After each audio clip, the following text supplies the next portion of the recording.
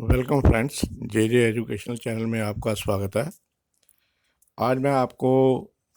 कुछ ऐसे विषय के बारे में बताऊंगा जिसकी कि बहुत ज़्यादा डिमांड थी दर्शकों की ओर से कि सर इस टॉपिक के ऊपर आप बताइए। तो हमारा आज का जो विषय है वो है कि हमारी जो वीज़ा एप्लीकेशन है उसकी प्रोसेसिंग में जो डिले है वो किन चार प्रमुख कारणों से होता है। जब भी हम कभी कनाडा के लिए जो वीज़ा एप्लीकेशन को अप्लाई करते हैं तो उनके जो प्रोसेस हैं वो कॉम्प्लिकेटेड होते हैं और उसके कई कारण होते हैं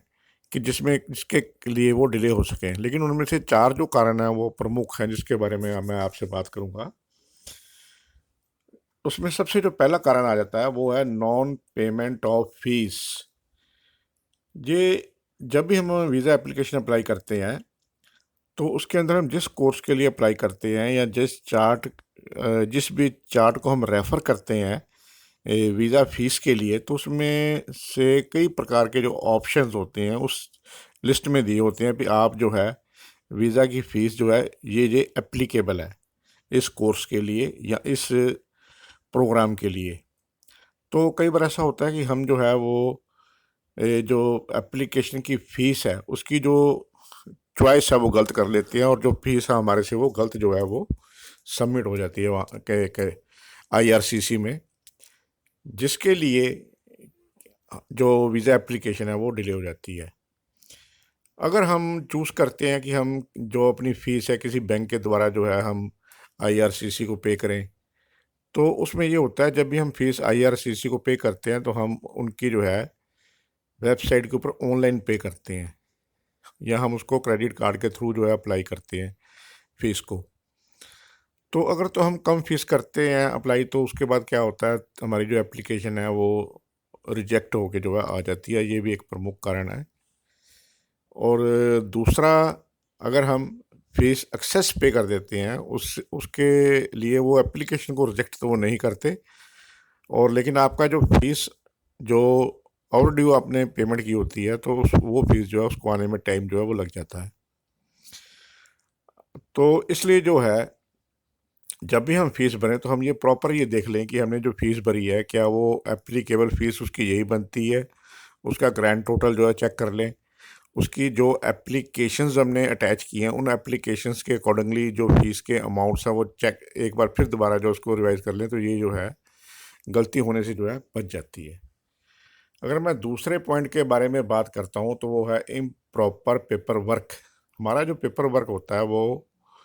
जब भी हम वीज़ा अप्लाई करते हैं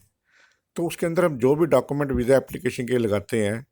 तो उसमें जो सारी इन्फॉर्मेशन दी जो हम अपने द्वारा प्रोवाइड करते हैं वो जो है केस ऑफिसर जो होता है वो हमारी एलिजिबिलिटी को हमारी एप्लीकेशन के द्वारा वो है उसकी जांच करता है।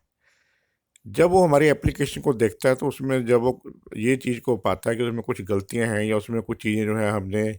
ओमिट कर दी हैं, तो वो हमसे रिक्वेस्ट करता है कि ये जो मिस्टेक्स हैं उनको आप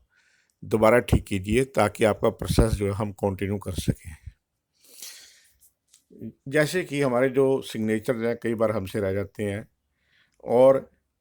हम जब हम एप्लीकेशन को सबमिट करते हैं तो वो जो हम पेपर सबमिट करते हैं वो ब्लरी होते हैं या वो जो है वो साफ दिखाई नहीं पड़ते।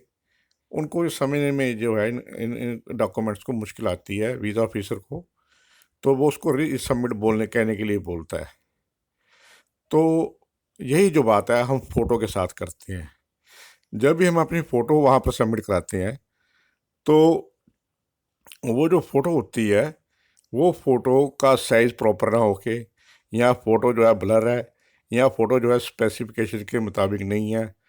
तो वीज़ा ऑफिसर इस चीज़ को जो है मिस रिप्रेजेंटेशन के अंदर जो है डाल देता है और हमारी जो प्रोसेस है वो डिले हो जाता है। अगर हम नेक्स्ट पॉइंट के ऊपर बात करते हैं, थर्ड पॉइंट के ऊपर, वो है verification of the documents and data. तो जो हमने इन्फॉर्मेशन प्रोवाइड की होती है वीज़ा एप्लीकेशन के अंदर, और वो जो इन्फॉर्मेशन है अगर वो हमने ठीक अगर नहीं प्रोवाइड की हुई तो उसको जो है वेरीफाई करने में वीज़ा ऑफिसर को टाइम लग जाता है। तो जब वो इंडिया में वो या किसी भी बाहर वाली कंट्री में जब वो किसी भी डॉक्यूमेंट को वेरीफाई करती हैं, तो वहाँ से जिस ऑफिसर ने उस डॉक्यूमेंट को इशू किया है, तो वो उसका आईडी जो है उससे पूछते हैं, और ये जो उसके आईडी पूछने के बाद वो इस प्रोसेस के अंदर जो है वो काफ़ी समय जो है लग जाता है, फिर किस ऑफिसर ने अब किस आईडी से ये जो एप्लीकेशन है प्रोसेस की है, उसका पता लगाने में भी काफ़ी समय लग जाता है। सच है, अगर किसी व्यक्ति ने अपनी जो फाइनेंशियल इंफॉर्मेशन है वो उसने उसको गलत बताई है, तो उसको वो फिर ये मैन्युअल इसकी वो फिर वो वेरिफिकेशन करते हैं, ये भी टाइम ले जाती है। और जिस प्रकार किसी भी व्यक्ति ने अगर कोई अपने सर्टिफिकेट्स की इंफॉर्मेशन, अगर किसी यूनिवर्सिटी में उसके सर्टिफिकेट की इंफॉर्मेशन, वो सभी जो है चेक करने के अंदर, उसको मैच करने के अंदर जो टाइमिंग है वो लग जाता है, जिस रीज़न से हमारा जो है केस वो डिले हो जाता है।